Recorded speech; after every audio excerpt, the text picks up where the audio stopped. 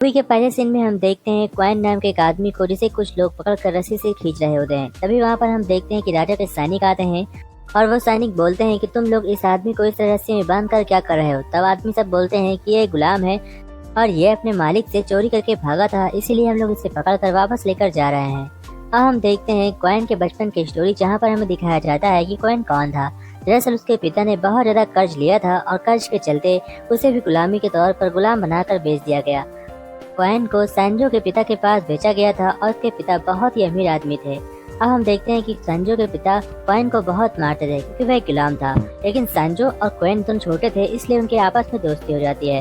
हम देखते हैं कि बचपन में बहुत ही अच्छी तलवारबाजी क्वाइन को आती थी और वह सब कुछ सैंजो को सिखाने लगता है, जिसकी वजह से उसके पिता खुश भी हो जाते हैं। अब हम देखते हैं जब वो लोग प्रतिभाशाली हो जाते हैं तो उन्हें राजा के दरबार में अपनी कला को पेश करने का मौका मिलता है, जहाँ पर सैंजो बुरी तरीके से फेल हो जाता है। फिर क्वाइन उनके डैड के पास जाता है और सैंजो के डैड से कहता है कि महाराज आप मुझे एक बार मौका दीजिए, मैं आपका नाम रोशन करूंगा।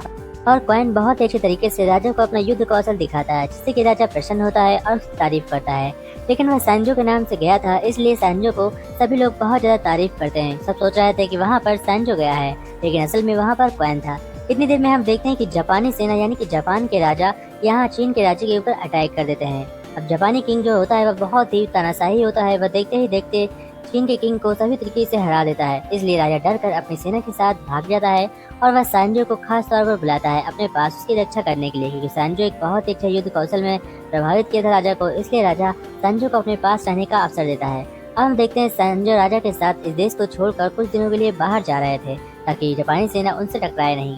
वो लोग अपने महल वहल को ऐसे ही छोड़ देते हैं, लेकिन क्वाइन तो बंदी के रूप में था और एक बहादुर योद्धा था और वह किसी भी राजा की बात नहीं मानता था, इसलिए वह अपने देश में ही रुकता है। अब हम देखते हैं कि उसके साथ काफी सरदार भी रुकते हैं, जैसे कि जो भी सरदार के पास अपने पास बहुत सारे लोग थे और उसके पास अपना खुद का परिवार था और जाने के लिए टाइम नहीं था, तो वो सभी वहीं पर रुक जाते हैं। अब देखते हैं क्वाइन एक सेना बनाता है, वह सभी पुराने लोगों को इकट्ठा करता है और गरीबों से कहता है कि अब तुम्हें लड़ना होगा अपने और अपने देश के लिए।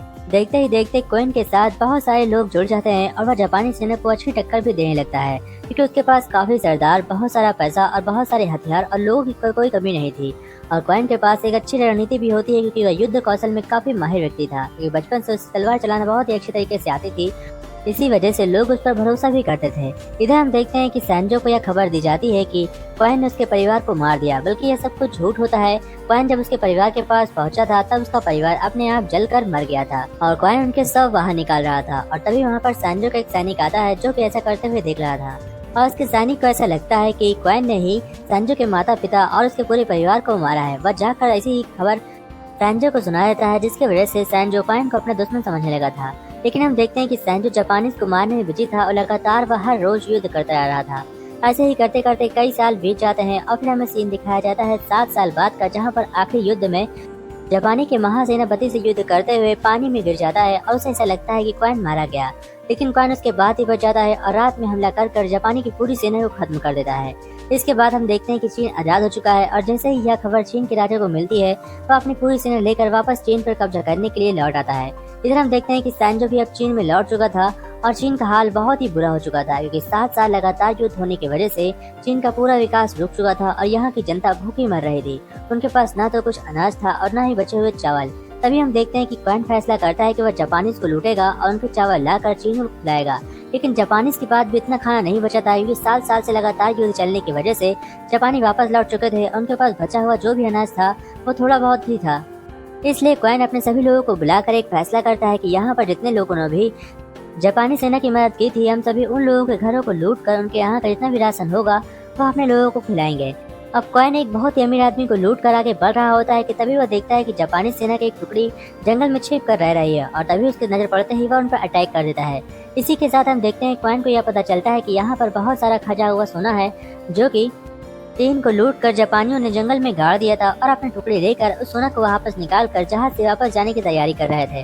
लेकिन इससे पहले क्वाइन पर अटैक करता है और उनके सोने को वापस अपने आप पर हासिल कर लेता है। अब हम देखते हैं कि वह बहुत सारा सोना इकट्ठा कर लेता है और वह यह सोचकर राजा के पास जा रहा होता है कि राजा उसकी सलामी करेंगे और उसे एक बहुत ही बड़ा हिस्सा भी मिलेगा। राजा को जैसे ही पता चलता है कि एक टुकड़ी उनकी ओर आ रही है वह घबरा जाता है, क्योंकि उसके पास बड़ी सेना नहीं थी।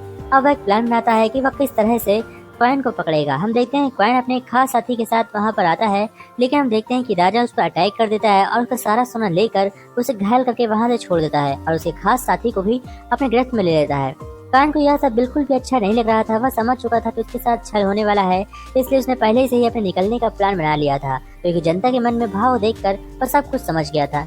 उसके मन में प्रजा को देखकर यह तो आ गया था कि यह राजा बिल्कुल भी ठीक नहीं, जो इतना लालची राजा होकर अपने प्रजा को भूखा रखकर दूध खाता हो तो उसका मन कैसा होगा। वह उसके मन को भाप लेता है और अपने निकलने की पूरी तैयारी कर लेता है, लेकिन इसके बावजूद क्वाइन का एक भी सैनिक वहाँ से बचकर नहीं आता और वह अपना पूरा सोना खो देता है। वह वापस अपने साथियों के पास जाने का फैसला करता है और वह भिखारी बनकर अपने लोगों का हाल देख रहा होता है। हम देखते हैं कि राजा उनके सभी दोस्तों का, यानी कि उसके भाई दोस्त जितने भी उसके साथ मिलकर लड़े थे, और उन सभी के सर काट कर चौराहे पर लटका देता है। यह देखकर क्वाइन काफी बुरा लगता है। अब क्वाइन को सांजो के ऊपर भी बहुत ज्यादा गुस्सा आता है। वह सोचता है कि यह सब कुछ सांजो ने ही किया होगा, क्योंकि राजा के साथ सांजो था और सांजो के ही आदेश पर सभी सैनिक आक्रमण करते हैं, क्योंकि सांजो सेनापति था। हम देखते हैं वह सांजो को मारने के लिए उसके रात में घर जाता है, जहाँ पर सांजो बुरी तरीके से हार जाता है, लेकिन क्वाइन उसे जान से नहीं मार पाता, क्योंकि राजा के बहुत सारे सैनिक वहाँ पर आ जाते हैं और वह अपनी जान बचाकर भाग आता है।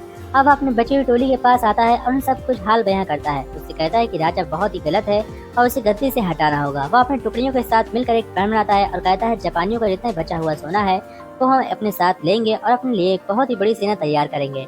लेकिन जैसे ही सभी के हाथ बहुत सारा खजाना लगता है, सभी का दिमाग घूम जाता है और वह कहते हैं कि क्वाइन हम तुम्हारी मदद नहीं करेंगे, तुम्हारे साथ नहीं लड़ सकते। हमारे पास इतना सोना है कि हम लाखों साल बैठकर चुपचाप खा सकते हैं और हमें जंग की कोई जरूरत नहीं है।